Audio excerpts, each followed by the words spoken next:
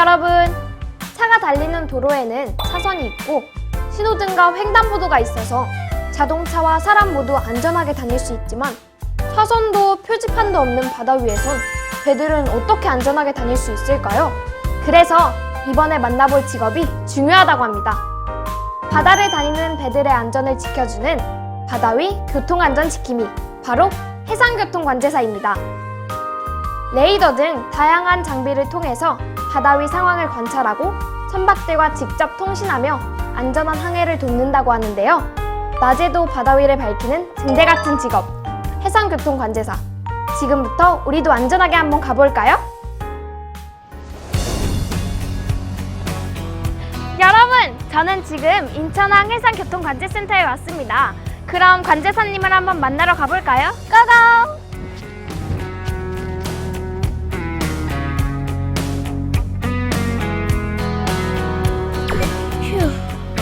다시 좀 더 힘을 내서 씩씩하게 인천항 해상교통관제센터에 올라갔습니다. 안녕하세요. 박현지 관제사님 맞으세요? 네, 맞습니다. 오시느라 고생 많으셨습니다. 저는 중부지방해양경찰청 인천항 해상교통관제센터에서 근무하고 있는 관제사 박현지입니다. 반갑습니다.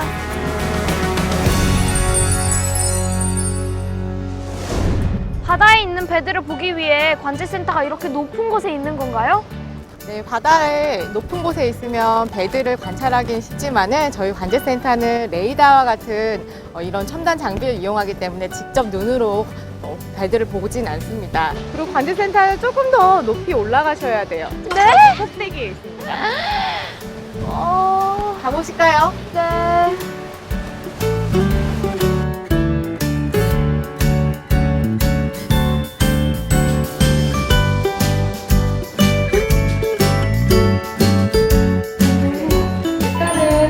관제사가 무슨 일을 하는지 궁금하시죠? 네.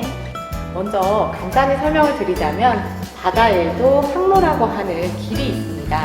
그래서 배들은 이 길을 따라서 항해를 하게 되는데요. 관제센터에서는 선박들이 이 항로를 따라서 안전하게 입항을 하고 있는지 관찰하고 그리고 안전에 관해서 정보를 제공하는 역할이 바다 관제사, 해상교통 관제사라고 합니다. 도로 위의 교통경찰보다 더 많은 일을 하시겠네요?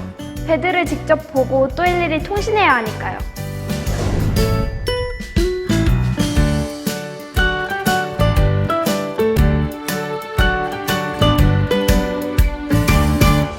궁금한 게 있는데요. 바다 위엔 선을 그릴 수도 없는데 배들은 어떻게 들어오고 나가나요? 네, 좋은 질문입니다. 그래서 해상교통관제사가 바다에 꼭 필요한 이유이기도 합니다. 자, 지금 이걸 보시게 되면요. 현재 인천항을 축소시켜 놓은 모형도인데요. 네, 이 인천항을 중심으로 영흥도까지 603 제곱킬로미터의 해역을 세 부분으로 나눠서 저희가 관제를 하고 있습니다. 네. 빨간 선이 있고 그다음에 파란 선이 있는데요. 이 빨간 선을 따라서 선박들이 입항을 하게 되고 그다음에 파란 선을 따라서 출항을 하게 되는 거죠. 듣고 보니 차선은 없지만 도로와 비슷하네요? 이 배들은 자동차와 달리 자동차 같은 경우는 갑자기 급브레이크를 해서 세울 수 있지만 배들은 급브레이크를 할 수가 없거든요.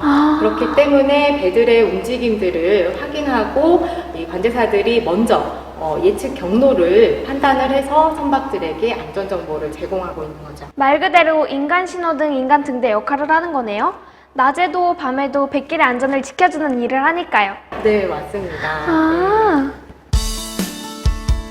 이제 본격적인 해상 관제 업무가 이루어지는 관제실로 올라가 해상교통관제사의 업무에 대해 본격적으로 알아볼 텐데요.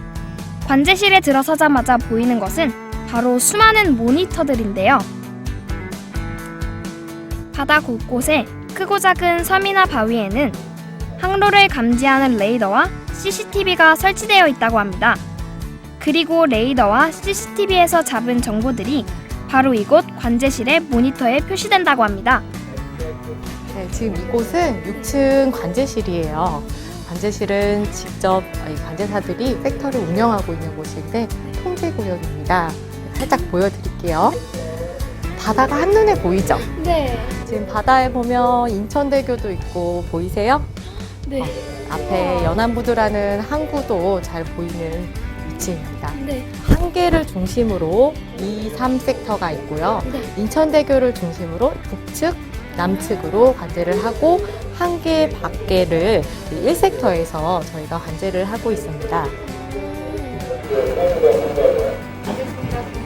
바쁜 업무 시간, 박현지 관제사님도 매의 눈으로 업무를 수행하고 계시는데요. 영어로 통신을? 통신하신 건가요? 네, 어떤 맞습니다. 상황이었어요? 네, 모니터상에서 속도가 빠른 여객선이 입항을 하고 있었는데요. 이 속도가 빠른 여객선이 속도를 줄이지 않아서 대형 우주선과 충돌할 뻔했던 상황이었습니다. 정말 위험했네요. 지금 이 화면에 보이는 곳들이 인천항 바다인가요? 네, 맞습니다. 지금 보시는 이 화면은 전자해도라는 시스템인데요. 네. 이 해도와 그리고 레이더와 그리고 선박 선명히 나타나는 그런 시스템들이 통합적으로 하나로 표시가 되면서 저희 관제사들이 선박이 안전하게 통항을 하고 있는지 확인할 수 있는 화면입니다. 우와. 하루 2교대로 24시간 해상을 모니터링하고 선박에 직접 정보를 제공하며 해상교통관제사는 선박들의 안전한 운항에 함께하게 된다고 합니다. 맡은 근무 시간이 끝나고 다음 근무자가 오고 나서야 그날의 업무는 끝이 납니다. 모니터에 둔 관제사의 시선이 잠시도 떨어지지 않는 셈인데요. 오늘 하루 정말 수고 많으셨습니다. 네, 감사합니다. 선박들이 안전하게 입항할 수 있어서 다행입니다. 우리나라에 이런 관제센터가 몇 곳이나 있나요? 인천항을 비롯해서 이렇게 항만을 확인하고 있는 항만 VTS가 15군데가 있고요. 또 바다 해역을 관찰하고 있는 연안 VTS가 5군데, 총 20군데의 VTS가 운영을 하고 있습니다. 위치별로는 중부, 서해, 남해, 동해, 그다음에 제주까지 해갖고 총 5군데의 권역으로 나눌 수가 있습니다.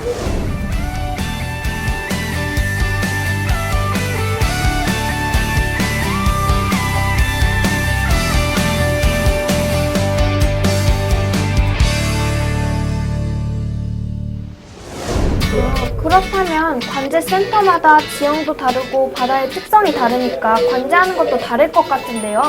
인천항은 어떤 특징이 있나요? 인천항은 수도권으로 들어오는 모든 화물들이 모이는 입구 역할을 하고 있는데요. 그렇기 때문에 선박 종류도 굉장히 많습니다. 가스선, 유조선, 그리고 어선, 예부선까지 하고 선박 종류가 굉장히 다양합니다. 또한 좁고 길게 이어지는 항로를 따라서 선박들이 움직이면서 조석 간만의 차도 크고 조류의 영향도 많이 받기 때문에 선박 운항자들이 좀 힘든 해역입니다. 뿐만 아니라 연간 50일 이상 안개가 끼거든요. 이 안개가 많이 끼기 때문에 관제사도 그렇고 운항자도 그렇고 좀 더 집중을 해서 운항을 할 수밖에 없는 해역입니다. 그렇다면 도로교통처럼 선박들이 몰리는 요일들이 있나요? 네, 있습니다. 요일별로 따질 수는 없는데요. 이 선박들도 물이 차오르는 이 만조라는 시간대에 좀 많이 집중이 되는데요. 이때 선박들이 좀 많이 몰리고요. 그리고 오후보다는 오전에, 아침에 선박들의 움직임들이 많습니다. 매우 큰 선박도 있고 선장님만 계시는 어선도 있잖아요. 그러면 그 모든 종류가 모니터링 대상이 되는 건가요?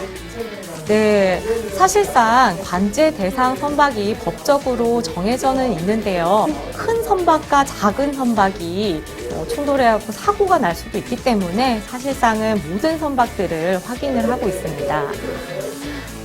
예를 들어서 선박들이 갑자기 역주행을 해갖고 항로를 거꾸로 운항을 하는 경우도 있고 또 음주하는 선박들도 있거든요. 이 음주하는 선박들과 통신을 하게 되면 좀 이상하다는 것을 느끼게 되는 거죠. 이럴 때는 현장에서 해양경찰 경비함정들이 바로 출동을 해서 단속을 하게 됩니다. 관제사들이 직접 출동을 할 수는 없으니까요. 오늘 관제사님이 일하시는 모습을 보고 느낀 것이 있는데요. 첨단 최신 장비가 있다 해도 해상 안전을 위해서는 사람, 그러니까 관제사님의 역할이 가장 중요하다는 것을 느꼈습니다. 오늘 하루도 정말 수고 많으셨어요. 네, 감사합니다. 해상교통관제사의 직업세계 어떠셨나요? 상황을 정확히 판단해서 선박과 관련 기관에 정확히 전달해야 하는 직업 특성상 안전에 대한 책임감도 따를 것 같습니다. 그만큼 자부심도 큰 직업일 것 같은데요. 바다의 안전을 지키는 직업, 어떻게 하면 해상교통관제사가 될 수 있을까요? 또 제가 열심히 한번 알아보았습니다. 수업을 독방에서 좀 한 번 더 확인해 달라고. 해상교통관제사는 항해 중인 선박들과 정보 제공을 위해 의사소통을 해야 하는데요. 그래서 선박과 운항 상황에 대해 잘 알고 있어야 한다고 합니다. 그래서 반드시 항해사 면허를 갖고 배를 타본 경험이 필요하다고 하는데요. 박현지 관제사님도 대학에서 항해학을 전공하고 졸업 후 항해사로 승선한 경력을 갖고 있었습니다. 그럼 해상교통관제사가 되기 위한 방법 더 자세히 알아볼까요? 관제사가 되기 위해서는 어떤 과정을 거쳐야 하나요? 일단 항해사 자격증이 필요합니다. 1급부터 6급까지 있는 항해사 자격증 중에 5급 이상의 항해사 자격증을 취득하고 배를 1년 이상 승선해야 합니다.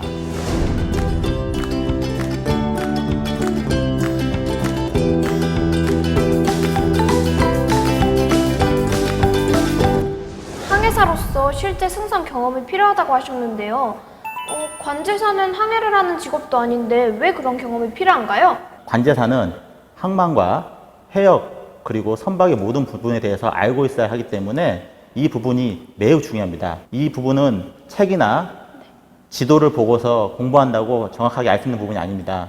그렇기 때문에 시험을 볼 때 미리 선박을 승선한 경력을 제한을 두고 있습니다. 근데 제가 아까 박현지 관제사님이 영어로 무전교신하는 걸 들었거든요. 영어도 잘해야 하나요? 네, 잘해야 합니다. 왜냐하면 우리나라에 들어오는 배들이 한국 배만 있는 게 아니라 외국 배들도 많이 들어옵니다. 관제사들도 선박과 교신이 아주 안전에 중요한 부분이기 때문에 자신의 표현하고자 하는 바를 정확하게 영어로 표현할 수 있어야 합니다. 경력도 있어야 하고 자격증도 필요하고 영어도 잘해야 되고 또 시험도 봐야 되고 관제사가 되기 위한 과정이 쉽지만은 않네요. 그렇다면 해상교통관제사가 갖추어야 할 가장 중요한 자질은 무엇인가요? 수많은 선박들이 동시에 항해를 하다 보면 네. 위험한 사항이 많이 발생합니다. 이때 관제사가 여러 가지 정보를 수집하고 신속 정확하게 정보를 제공하기 위해서는 판단력이 아주 중요합니다. 항해하는 선박들의 안전을 지킨다는 자부심이 큰 직업이지만 근무 시간 동안 모니터의 상황에 집중해서 크고 작은 판단을 내리고 통신하는 일이 쉽지만은 않을 것 같은데요. 근무하면서 어떤 순간이 가장 힘들었을까요? 근무하면서 힘드셨던 적은 언제인가요? 힘든 순간을 생각해보자면 인천항에 발령을 받고 나서 인천항을 보자니 다양한 선박들과 그리고 다양한 지형들과 조수 간만의 차도 크고 그다음에 도서 구간도 너무 많아서 인천항의 세부적인 특징을 외우느라 좀 힘들었던 기억이 있습니다. 그리고 또 기상 변화가 좀 심한데요.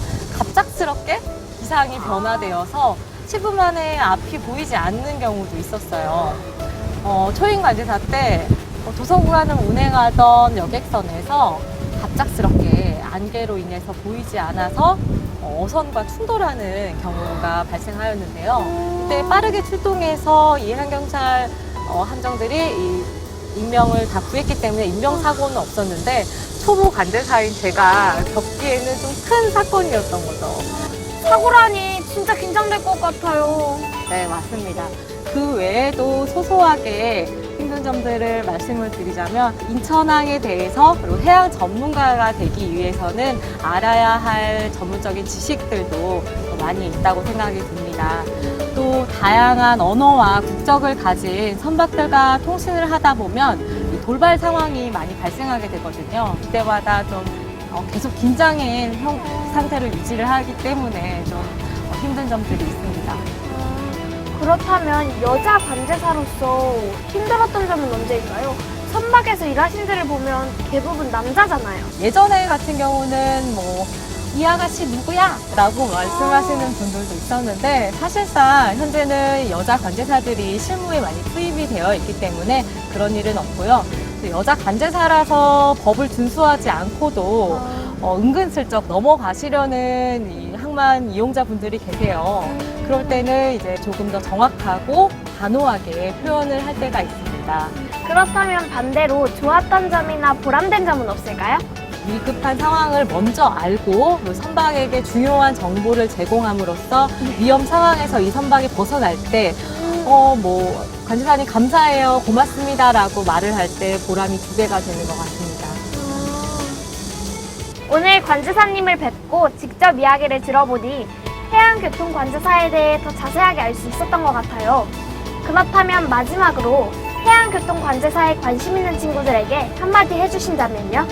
해상교통관제사는 해양 전문가로서 바다를 지키고 타인을 구하는 중요한 직업입니다. 지윤 양도 한번 도전해 보시겠어요? 우리 10년 후에 만나지 않을까요? 꼭 다시 뵐 수 있었으면 좋겠어요. 영어 공부도 열심히 할게요. 네, 화이팅! 파이팅! 선로도 표지판도 없는 바닷길에서 신호등과 같은 역할을 하는 관제사의 목소리. 빠르고 정확한 판단력으로 소중한 생명과 재산을 보호하는 해상교통관제사. 그분들이 있어 오늘도 우리의 바다는 안전하고 평화롭습니다. 사선도 표지판도 없는 바다에서 선박들이 어떻게 안전하게 다닐 수 있는지 의문이 풀리셨죠? 사실 저도 이번에 확실히 알게 되었답니다. 좀 더 제가 모르는 최첨단 기술을 사용하지 않을까 생각했었는데요. 역시 사람의 눈과 판단력이 가장 중요하다는 걸 깨달았습니다. 더 좋은 기술이 나오면 해상교통관제사는 아마 선박들에게 더 많은 정보를 제공하고 사고 예방 또한 또 정확해지겠지요. 여전히 가장 중요한 건 사람, 그러니까 해상교통관제사의 역할일 것 같은데요. 24시간 바닷길을 밝히는 등대와 같은 해상교통관제사. 낮에도 꺼지지 않는 빛을 밝히는 직업에 한번 도전해보세요.